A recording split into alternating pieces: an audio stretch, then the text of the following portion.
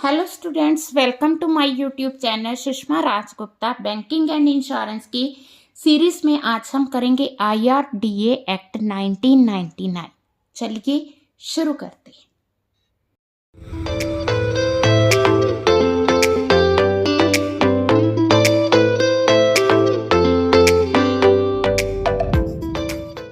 हाँ जी, IRDA act 1999 जैसा कि इसके नाम से पता चलता है, ये बिल जो है 1990 में पास हुआ। बट ये according to the Malhotra committee recommendations setup जो हुआ था 23 जनवरी 1996 को हुआ था। अब इसका मेन पर्पस क्या है? मेन पर्पस इसका है कि जो इंश्योरेंस पॉलिसी होल्डर्स हैं उनके इंटरेस्ट को प्रोटेक्ट करना, ठीक है, और इंश्योरेंस इंडस्ट्री को रेगुलेट करना, प्रमोट करना और उसकी ऑर्डरली ग्रोथ को इंश्योर करना, ये इसका मेन पर्पस है। हाँ जी, कंटेंट ऑफ IRDA एक्ट, सबसे पहले ये जो एक्ट है, ठीक है, insurance regulatory and development authority act 1999, ये कहाँ पे अप्लाई होता है? ये होल ऑफ इंडिया अप्लाई होता है। ये कब आया था? ये मतलब कि नोटिफिकेशन ऑफ ऑफिशियल गजट, ठीक है, सेंट्रल गवर्नमेंट के द्वारा फोर्स में लाया गया, ठीक है। कहाँ पे अप्लाई होता है? होल ऑफ इंडिया अप्लाई होता है। अब इस एक्ट के अंदर कुछ डेफिनेशंस हैं। सबसे पहले अपॉइंटेड डेट। अपॉइंटेड डेट का मतलब है वो डेट जब वो अथॉरिटी इस्टेब्लिश हुई थी। अथॉरिटी का मतलब क्या है? अथॉरिटी का मतलब है insurance regulatory and development authority. अब चेयरपर्सन कौन है? चेयरपर्सन जो अथॉरिटी का चेयरपर्सन है, he is known as chairperson. Fund का मतलब क्या है? फंड का मतलब है जो insurance regulatory and development authority fund constitute किया गया। इंटरिम इंश्योरेंस रेगुलेटरी अथॉरिटी क्या है? ये वो अथॉरिटी है जिसे सेंट्रल गवर्नमेंट ने सेटअप किया है। इंटरमीडियरी कौन है? इंटरमीडियरी में आगे इंश्योरेंस ब्रोकर्स आगे, री इंश्योरेंस ब्रोकर्स आगे, इंश्योरेंस कंसल्टेंट आगे, सर्वेयर्स आगे और लॉस असेसर्स आगे। मेंबर, मेंबर कौन है? मेंबर जो पार्ट टाइम और होल टाइम अथॉरिटी मेंबर है, they are known as the member. जब भी हम बात करते हैं कि नोटिफिकेशन, तो नोटिफिकेशन का मतलब है ऑफिशियल गजट में जो नोटिफिकेशन पब्लिश की गई। प्रिस्क्राइब्ड का मतलब क्या है? इसका मतलब है जो कि एक्ट में रूल प्रिस्क्राइब किए गए हैं। रेगुलेशंस का मतलब क्या है? Regulation by the authority. हाँ जी, जब हम बात करते हैं profile of IRDA act and it's functioning, तो इसमें सबसे पहले अथॉरिटी आती है। अथॉरिटी वो जो इस एक्ट के अंडर सेटअप की गई है। अथॉरिटी एक बॉडी कारपोरेट है जिसका प्रीपेचुअल सक्सेशन और कॉमन सील है, ठीक है। वो प्रॉपर्टी को खरीद भी सकती है और बेच भी सकती है। हाँ जी, कंपोजिशन ऑफ अथॉरिटी, तो इसमें कौन कौन आता है? सबसे पहले आगे मेंबर्स ऑफ अथॉरिटी। अब मेंबर्स की बात करें तो सबसे पहले चेयरपर्सन है, then not more than 5 whole time members हैं, not more than 4 part time members हैं। इनको कौन अपॉइंट करेगा? इनको सेंट्रल गवर्नमेंट अपॉइंट करती है, ठीक है। वो लोग जिनके पास एबिलिटी इंटेग्रिटी है और जिनको life insurance, general insurance, actuarial science, finance, economics का एक्सपीरियंस है, ठीक है जी। तो सेंट्रल गवर्नमेंट जो है अपॉइंट करेगी while appointing chairperson and whole time members, ठीक है।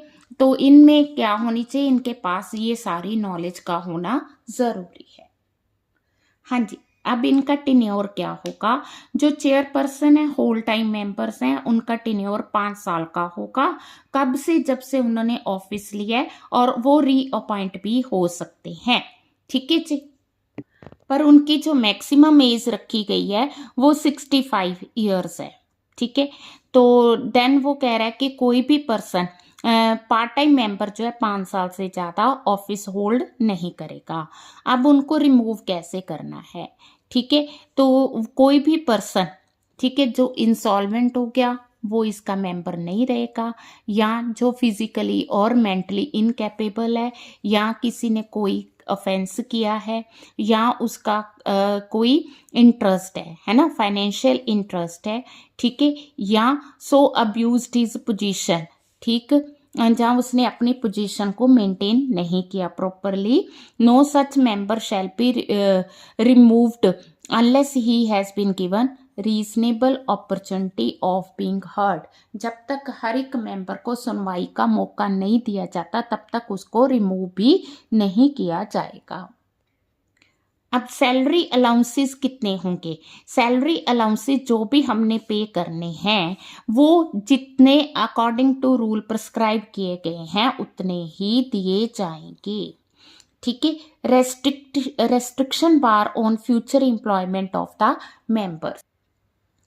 रेस्ट्रिक्शन क्या है कि जो चेयरपर्सन है और होल टाइम मेंबर्स हैं वो मतलब कि जब सीज टू होल्ड ऑफिस, जब उन्होंने ये वाली पोजीशन छोड़ दी उसके 2 साल तक वो कहीं भी मतलब कि सेंट्रल गवर्नमेंट स्टेट गवर्नमेंट के ऑफिस में काम नहीं करेंगे या वो किसी भी कंपनी जो कि इंश्योरेंस सेक्टर की है उसमें अपॉइंटेड नहीं होंगे। एडमिनिस्ट्रेशन पावर क्या है? वो जनरल सुपरिंटेंडेंस और डायरेक्शन भी उसने सारे एडमिनिस्ट्रेटिव मैटर्स को कंसिडर करना है। मीटिंग ऑफ द अथॉरिटी, हाँ जी, जो मीटिंग होगी है ना वो as per rules and procedure decide की जाएगी। टाइम क्या है, प्लेस क्या है, ठीक है। उसको चेयर कौन करेगा? चेयरपर्सन करेगा। अगर चेयरपर्सन बाय चांस मीटिंग नहीं अटेंड कर पाया तो जो मेंबर प्रेजेंट है उन्हीं में से कोई एक उसको चेयर करेगा, ठीक है। अब जो डिसीजन होगा वो कैसे होगा? वो मेजॉरिटी ऑफ वोट्स के बेसिस पे होगा, ठीक है जी। देन आ गया vacancies not to invalidate proceedings of authority, ठीक है। नो एक्ट और प्रोसीडिंग शैल बी इनवैलिड, ठीक है। क्यों कोई भी प्रोसीडिंग इस वजह से इनवैलिड नहीं होगी कि अथॉरिटी की कॉन्स्टिट्यूशन में कोई डिफेक्ट था या वैकेंसी थी या कोई मेंबर जो था उसकी अपॉइंटमेंट में डिफेक्ट था या वो अथॉरिटी का जो प्रोसीजर था वो इरेगुलर था, इस वजह से कोई भी प्रोसीडिंग इनवैलिड नहीं होगी। Officers and employees of the authority, ठीक है। IRDA द अथॉरिटी में अपॉइंट ऑफिसर्स एंड एम्प्लॉय जैसे उसको ठीक लगता है, हाँ जी। Transfer of assets liability interim insurance regulatory authority, ठीक है जी। All the assets liabilities shall stand transfer to vested in the authority, ठीक है। जो नई अथॉरिटी आएगी उसको वेस्ट हो जाएंगे, ठीक है। All debt obligation liabilities all contract entered और engage to be done by with the authority, ठीक है। तो ऑल सम्स ऑफ मनी, जो भी सम्स ऑफ मनी है जो कि इस अथॉरिटी से पहले ड्यू थी that day shall be deem to due to the authority, ठीक है जी। मतलब अब हम बात कर रहे हैं कि जब नई अथॉरिटी अपॉइंट होगी है तो उसको सारा कुछ हमने ट्रांसफर कर देना है उस डेट से। अब हम बात करेंगे कि ड्यूटीज पावर्स एंड फंक्शंस क्या हैं। तो अथॉरिटी के पास सारी ड्यूटीज हैं to regulate promote ensure orderly growth of the insurance business, ठीक है जी।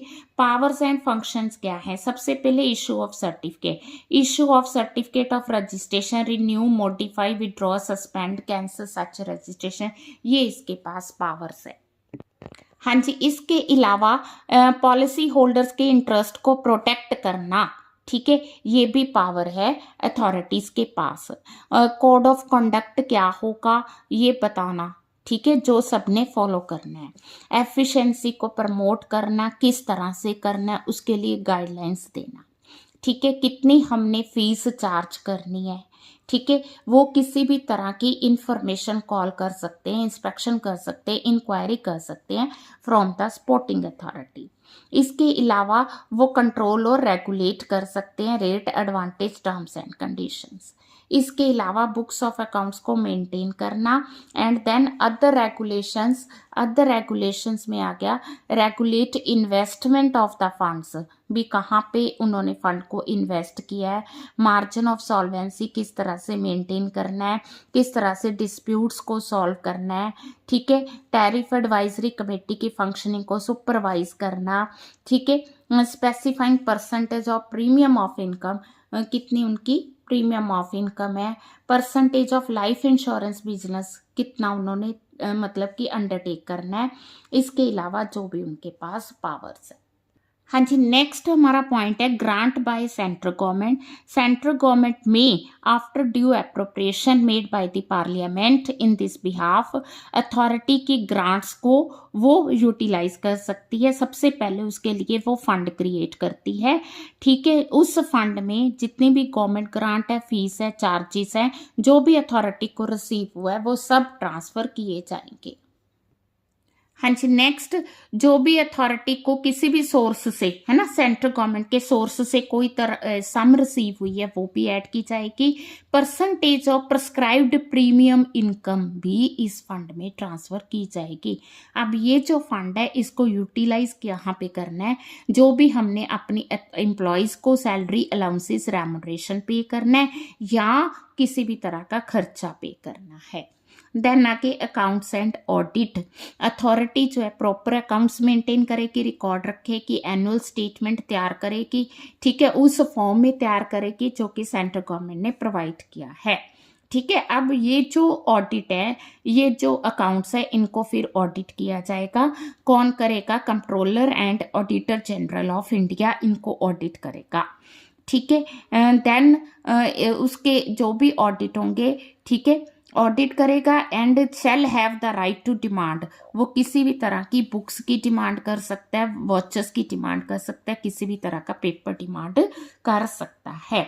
फिर वो अपनी ऑडिट रिपोर्ट सबमिट करवाएगा। हाँ जी, powers of central government to issue direction. सबसे पहले पावर है सेंट्रल गवर्नमेंट के पास कि वो सुपरसीड कर सकती है अथॉरिटी को। कब? जब उसे लगता है कि वो जो अथॉरिटी काम कर रही है वो मतलब कि सही तरीके से unable to discharge the function properly, या अथॉरिटी को लगता है कि उसने अपना मतलब अथॉरिटी जो है परसिस्टेंटली लगातार डिफॉल्ट कर रही है अपनी जो है काम को पूरा करने में, या सेंट्रल गवर्नमेंट को लगता है कि पब्लिक इंटरेस्ट के लिए अब इस अथॉरिटी को सुपरसीड करना चाहिए, ठीक है। या अपॉन पब्लिकेशन, ठीक है, वो पब्लिकेशन देके ऑफिशियल गजट में सुपरसीड कर सकती है। सुपरसीड में वो क्या करेगी? चेयरपर्सन अदर मेंबर, है ना, तो सप्रेशन वो अपना ऑफिस लीव कर देंगे, उसकी जितनी भी पावर्स हैं वो पावर्स उनसे ले ली जाएंगी और जो नई अथॉरिटी हैं उसको दे दी जाएगी, ठीक है जी। तो सुपरसीड पता चल गया कि सुपरसीड का मतलब अथॉरिटी को चेंज करना, ये सेंट्रल गवर्नमेंट के पास पावर है।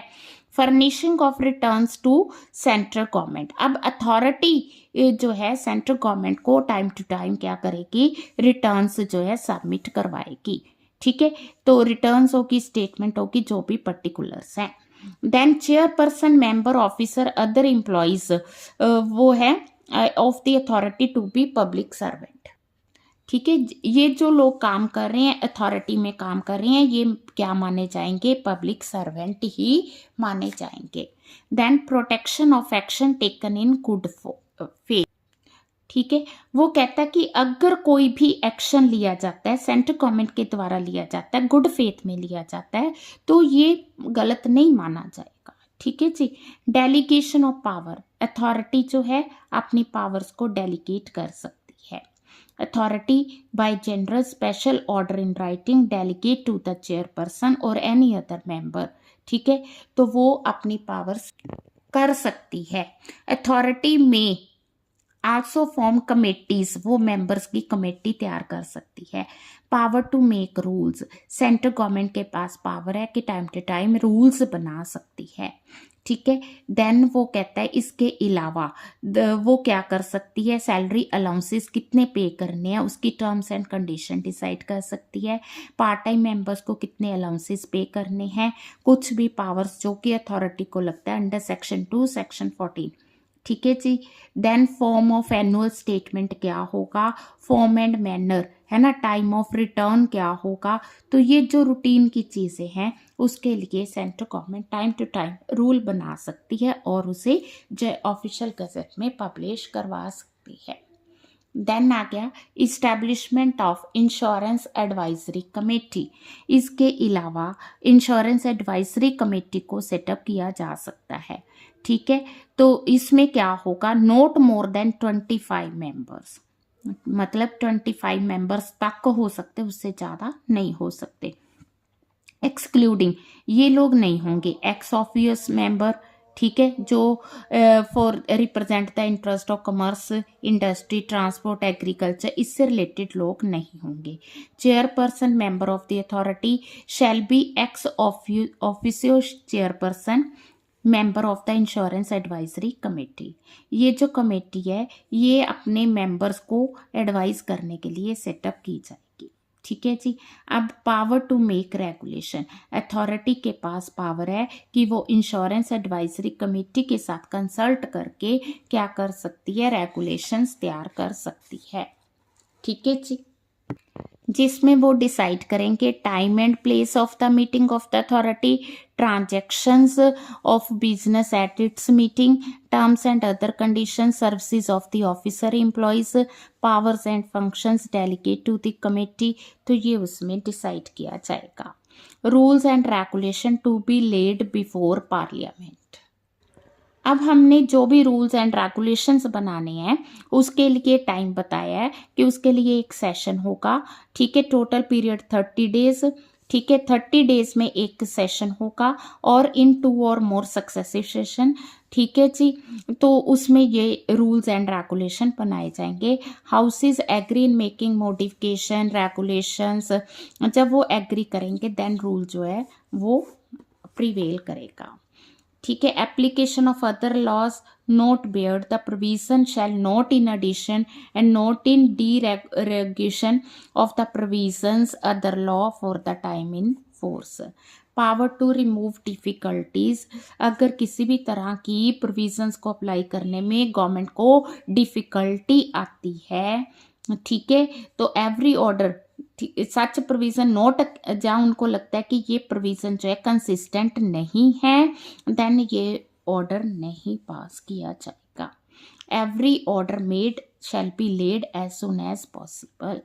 ठीक है, ये हाउस ऑफ पार्लियामेंट के आगे प्रिस्क्राइब किया जाएगा। तो ये IRD एक्ट है। ठीक है, तो इसमें मेन जो क्वेश्चंस बनते हैं वो मैंने आपको बताए हुए हैं। तो प्रोविजंस आ गए regarding the licensing of agent, insurance आ गया, तो पूरा IRD एक्ट की फीचर्स आ गई। तो इसमें आप जो भी इलैबोरेट करना चाहते कर सकते हो। वीडियो अच्छी लगी वीडियो को लाइक करें, चैनल को अभी तक नहीं सब्सक्राइब किया जरूर सब्सक्राइब करें।